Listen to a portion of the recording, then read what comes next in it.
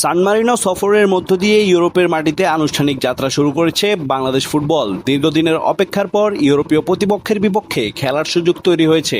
তবে এখানেই থেমে গেলে চলবে না। একটি সফর কিংবা একটি ম্যাচ দিয়ে আন্তর্জাতিক ফুটবলের উন্নতি হয় না। ইউরোপে নিয়মিত খেলার সংস্কৃতি গড়ে তুলতে হবে, আর সেই ধারাবাহিকতাই এখন সবচেয়ে গুরুত্বপূর্ণ। জানা গিয়েছে, নভেম্বর উইন্ডোতে বাংলাদেশের বিপক্ষে একটি প্রীতি ম্যাচ খেলতে আগ্রহ প্রকাশ করেছে ইউরোপের দল লিথুনিয়া।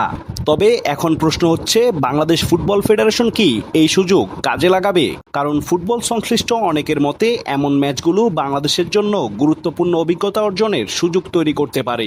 বিশেষ করে ইউরোপীয় প্রতিপক্ষের বিপক্ষে নিয়মিত খেলার সুযোগ পেলে আন্তর্জাতিক ফুটবলের সঙ্গে মানিয়ে নেওয়া সহজ হয়। এছাড়াও একটি আন্তর্জাতিক উইন্ডোতে একাধিক ম্যাচ আয়োজনের বিষয়টিও আলোচনায় রয়েছে। কারণ একটি ম্যাচের পরিবর্তে একই সফরে 2 বা তার বেশি ম্যাচ খেলতে পারলে খেলোয়াড় এবং কোচিং স্টাফ উভয়ের জন্যই দলকে মূল্যায়নের সুযোগ বাড়ে। বর্তমান সময়ে বাংলাদেশ ফুটবলের সামনে বড় চ্যালেঞ্জ হলো আন্তর্জাতিক পর্যায়ে আরও বেশি প্রতিযোগিতামূলক ম্যাচ খেলা। আর সে কারণেই ইউরোপীয় দলগুলোর বিপক্ষে সম্ভাব্য প্রীতি ম্যাচগুলোকে গুরুত্ব দিয়েই দেখছেন ফুটবল সংশ্লিষ্টরা। সান মারিনো সফর ছিল একটি সূচনা। এখন ভবিষ্যতে ইউরোপীয় দলগুলোর বিপক্ষে আরও ম্যাচ আয়োজন করা হয় কিনা সেটাই এখন দেখার বিষয়।